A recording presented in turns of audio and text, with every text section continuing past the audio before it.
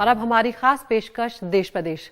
दंगे खत्म हो जाते हैं, निशान रह जाते हैं। वो निशान बड़वानी में शाहबाज, फकरू और रऊफ के घर में भी मिलेंगे, जो हत्या की कोशिश के मामले में महीने भर से जेल में बंद है, फिर भी दंगों के आरोपी बनाए गए। और वहीं 16 साल का शिवम भी है, जो वेंटिलेटर पर जिंदगी और मौत से लड़ रहा है। अगर ठीक होता तो अपनी बहन की शादी में शामिल होता, लेकिन फिलहाल अस्पताल के बिस्तर पर है। हमारे सहयोगी अनुराग द्वारी की ये खास रिपोर्ट।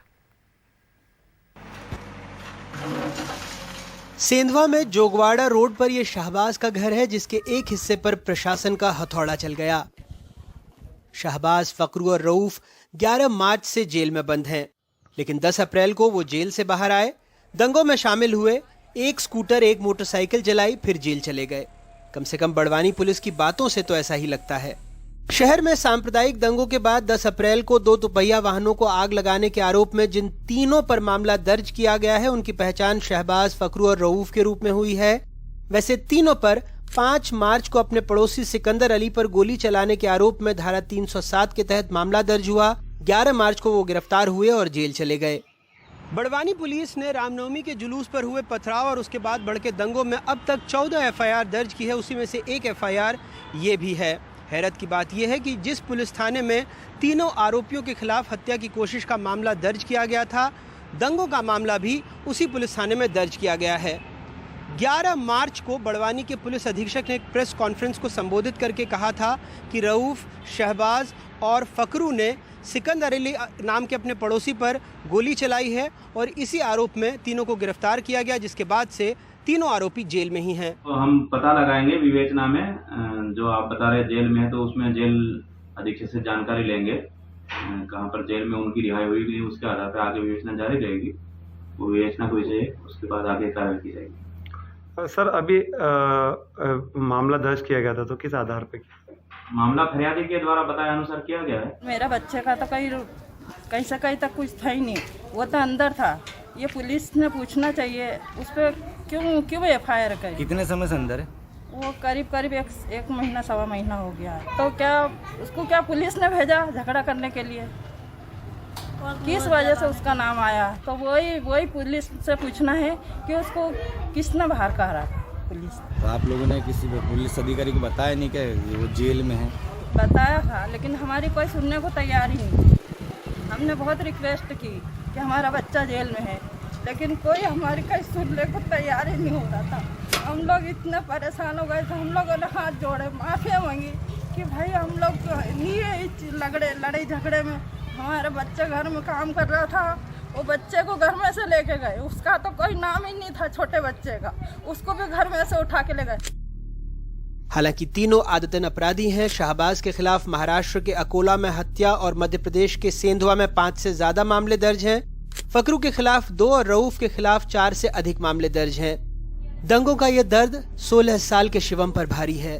17 तारीख को धार जिले में बहन की शादी थी। मामा के घर पढ़ाई कर रहा शिवम आरती से घर लौट रहा था, तभी दंगाइयों के पत्थरों ने उसे वेंटिलेटर पर सुला दिया। इंदौर के अस्पताल में भर्ती है। सरकार इलाज का पूरा खर्च उठा रही है। मेरा छोरा भी खरगोन में पढ़ रहा था 3 साल से, वो यहाँ आने वाले थे, तो वो जुलूस में रुक गए कि जुलूस देख के आएंगे। न घर में बैठा हुआ था, घर में से पत्थरबाजी हुई, न सिर में चोट आई, पूरे दुखी हो भी हुए हैं।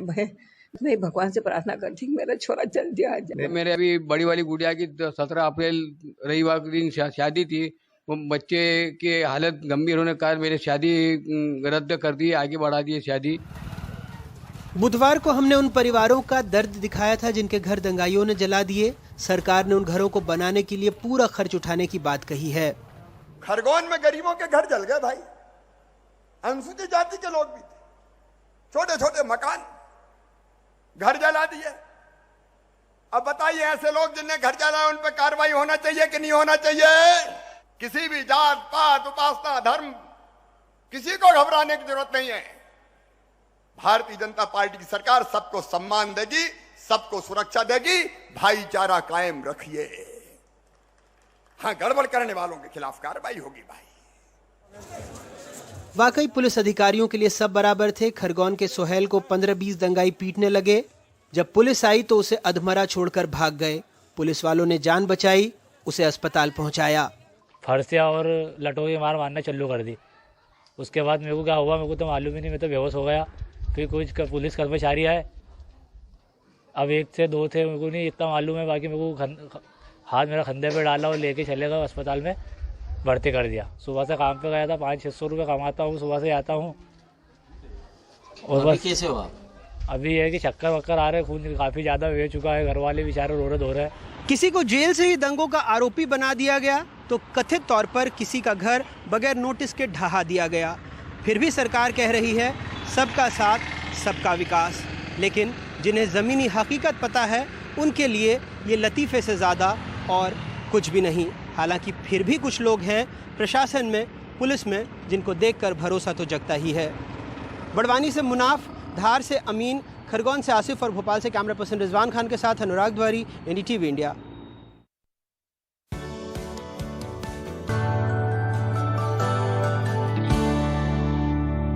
उत्तर प्रदेश के बागपत के खेकड़ा में NBCC ने एक निजी बिल्डर के साथ मिलकर 2010 में 1300 फ्लैट्स बनाए। लॉटरी सिस्टम के जरिए लोगों को 2015 में फ्लैट्स अलॉट भी किए गए, लेकिन आज ये हाउसिंग सोसाइटी जो है ये उजाड़ हो चुकी है। क्या वजह है, इसकी पड़ताल करती हमारे सहयोगी रविशंजन शुक्ला की एक ग्राउंड रिपोर्ट। NBCC टाउनशिप में 2010 में चंद्रकला नेहटा ने बुकिंग करवाई और 2015 में फ्लैट मिला, लेकिन हर महीने करीब 2300 रुपए मेंटेनेंस चार्ज देने के बावजूद सोसाइटी के फ्लैट्स रख रखाव न होने से जर्जर हो रहे हैं। चंद्रकला के हाथों में सैकड़ों पन्नों की शिकायतें हैं जो दर्जनों विभागों में दे चुके हैं, लेकिन नतीजा सिफर रहा। मैंने यूपी पॉल्यूशन बोर्ड, DM और PMO, ministry of urban and development, जो जिनके अंडर में ये ऑर्गेनाइजेशन आता है, और NBCC, CVC में जो हमारा 32 लाख का जो हमारा ट्रांसफार्मर पैसा यूटिलाइज किया गया वो इलीगल है। ऑन ऑफ रिकॉर्ड ये बोलते हैं वो कि हमने गलत किया ये काम, लेकिन आज तक उसका कोई हमारे को सॉल्यूशन नहीं दिया। दिल्ली से महज 30 किलोमीटर दूर ये सरकार की नवरत्न कंपनी NBCC की टाउनशिप है। 2010 में इस तरह के ब्रोशर के जरिए लोगों को फ्लैट्स के सपने बेचे गए, लेकिन 7 साल में ही फ्लैट्स का अब ये हाल हो गया है। सोसाइटी का STP प्लांट खराब है, लिहाजा सीवर के निकासी से लेकर साफ पानी के सप्लाई तक की कोई व्यवस्था नहीं है। सुविधाओं की कमी के चलते 1300 फ्लैट्स में से बस 300 फ्लैट्स में ही लोग रहते हैं, बाकी खाली पड़े हैं। पानी का यहाँ डायरेक्ट ग्राउंड वाटर सप्लाई है, ये वाटर पोर्टेबल नहीं है। It is health hazard. तो हम लोगों को सभी बाहर से पानी परचेज करके, इतनी बड़ी टाउनशिप में कोई वाटर ट्रीटमेंट प्लांट नहीं है। डायरेक्ट वाटर ट्रीटमेंट प्लांट है, सीवर ट्रीटमेंट प्लांट तो है। सीवर ट्रीटमेंट प्लांट भी नॉन फंक्शनल है। अच्छा, वो भी ऐसे उसकी वजह से सीवर सब में ओवरफ्लो होता रहता। अच्छा, और ये बिजली का सर क्या प्रॉब्लम है? बिजली का हम लोगों ने अप्लाई किया वो मल्टी पॉइंट कनेक्शन के लिए, वो जबकि सिंगल पॉइंट कनेक्शन है जो कि हम लोग को बहुत कॉस्टली पड़ता है, वो मोनोपोली चल रही है ऑर्गेनाइजेशन की, उसमें ये अड़ंगा लगाते हैं और क्लियरेंस यहाँ से क्लियरेंस देते नहीं। NBCC का नाम देखकर तब नौकरी कर रहे BK गुप्ता ने 26 लाख रुपए का फ्लैट बुक कराया था, लेकिन खस्ता हालत होने के बावजूद रिटायरमेंट के बाद फ्लैट्स में रहना उनकी मजबूरी है। जो पैसे हमें रिटायरमेंट में मिले मैंने यहाँ लगा दिया, अब मैं जाऊँ तो जाऊँ कहाँ? अच्छा, मेरे पास तो कोई दूसरा रास्ता है नहीं। हम लोगों को जो रिटायरमेंट के समय हम ITDC से रिटायर किया था और जो पैसे मिले थे तो हमने 22 लाख इसी में लगा दिया, फ्लैट में ही। सवाल तो उठता है ना, अब इतनी हमने इस मामले पर NBCC से बात करने की कोशिश की। सोसाइटी में NBCC के इंजीनियर कैमरा देखते ही भागने लगे, लेकिन सोसाइटी के लोगों ने रोक लिया। और इनका रिस्पॉन्सिबिलिटी किसकी है सर? आप जाएंगे नहीं, यू आर यंग फेलो, आप जाएंगे नहीं, you are officer being officer, you are staying here. Sir, इनकी जो भी शिकायतें हैं वो डे बाय डे हम सॉल्व कर रहे हैं, आप इनसे पूछ सकते हैं। क्या सॉल्व कर रहे हैं? बिल्डिंग की हालत आप देखिए, इतनी ख़राब हो चुकी है। पीछे हम गए थे, मेंटेनेंस नहीं उसकी हो पा रही है। Sir, I am N authorised person head office की तरफ से, सर उसके बारे में मैं कोई वो नहीं बताना चाहता। दिल्ली NCR में बिल्डरों के फ्रॉड और घटिया निर्माण सामग्री की अनेकों कहानियां हैं, लेकिन अगर NBCC जैसी कंपनी भी इस तरह का काम करे तो घर का सपना संजोए लोग कहां जाएंगे?